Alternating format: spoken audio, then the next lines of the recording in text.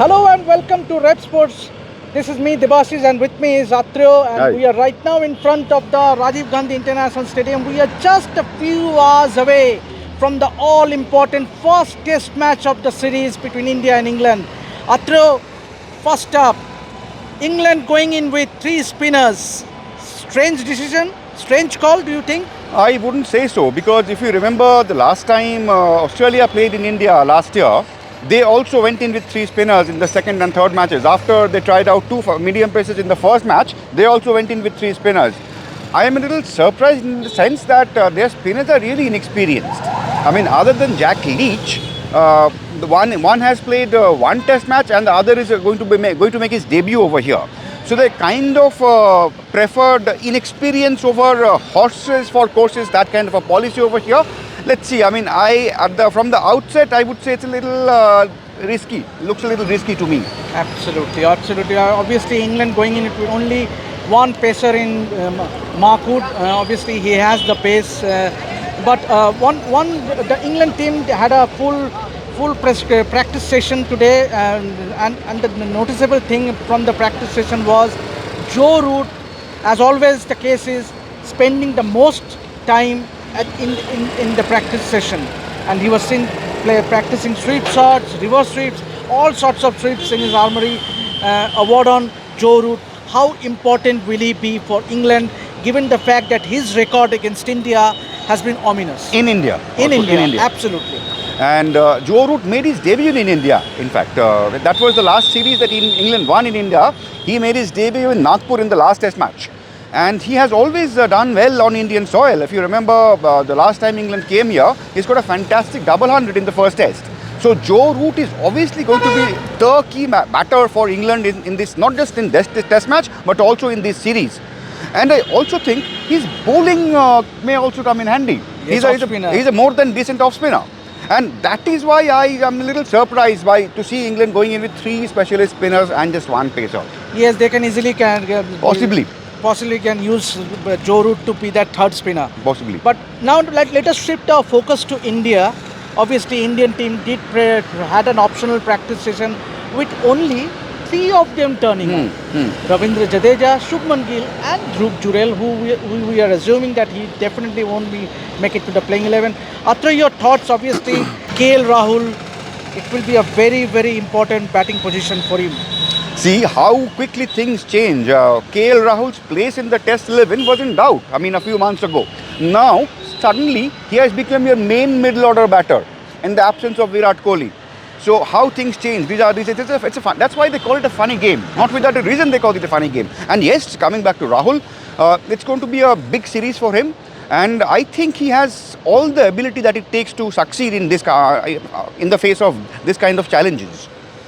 Obviously, and another Indian batter who all the focus will be upon is Shreyas Iyer. Yeah. Obviously, Rajat Patidar replacing Virat Kohli for these two test matches, but he did not turn up, at least till now. But at the time, it's 4:30 now here in Hyderabad. But then, assuming that Shreyas Iyer in all certainty will make it to the playing 11, how important will it be, given the fact that he hasn't done well in South Africa? See, South Africa and India are it's completely different ball game over here. Absolutely. In South African conditions and in Hyderabad over here, you can't compare the two. And if you look at Shreyas Iyer's record on Indian soil, it's quite impressive. I mean, he has struggled against the short ball, but most of those have been abroad. And most of those occasions, I mean. And over here, England are going in with just one specialist fast bowler in their ranks. So Shreyas Iyer will not face the kind of test he did in South Africa. And he has done well in these conditions. Obviously, India will be up against the English bowlers and Captain Rohit Sharma. All eyes will be on Rohit, the captain, as well as the batter.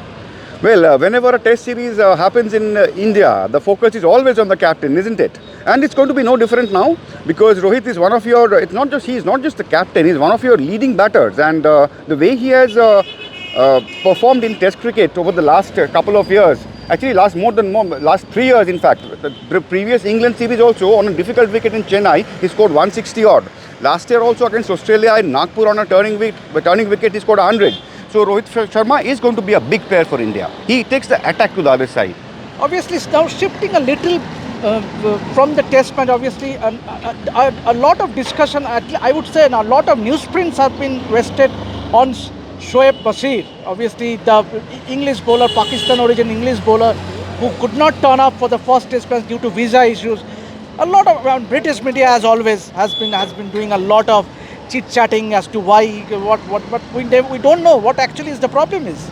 So what are we going to discuss? Obviously, See, I'll tell you. The thing is that yes, this shouldn't have happened. I mean, he's a cricketer. He's coming to India to represent England in a Test series.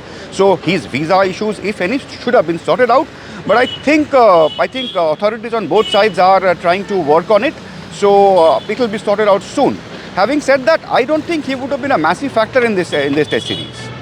Lastly, Atreyo, given the conditions, given the temperatures, obviously in the afternoon it's quite hot.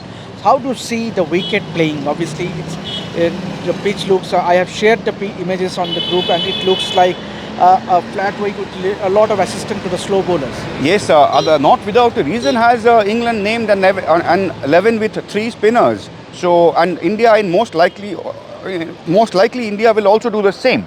So pitch will be assisting spinners. I don't think there is any doubt about that.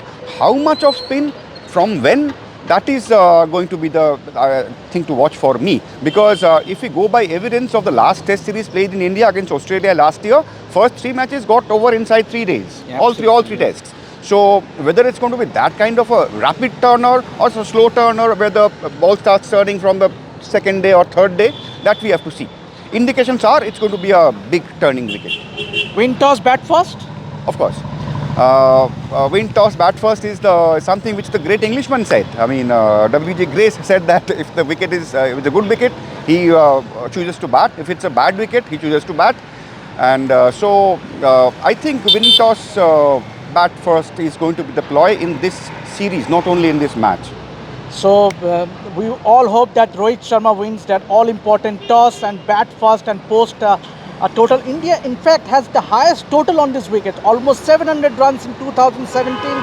I might be wrong, against Bangladesh. So India will be looking to bat once and bat out the opposition out, obviously. But fingers crossed, let's hope it's an even contest between bat and ball, and we hope that it's going to be an engrossing battle. So that's it for now. This is me, Debasis, with Atreyo, signing from the Rajiv Gandhi International Stadium in Hyderabad. For all updates throughout our coverage in the India-England series, keep following RevSportz.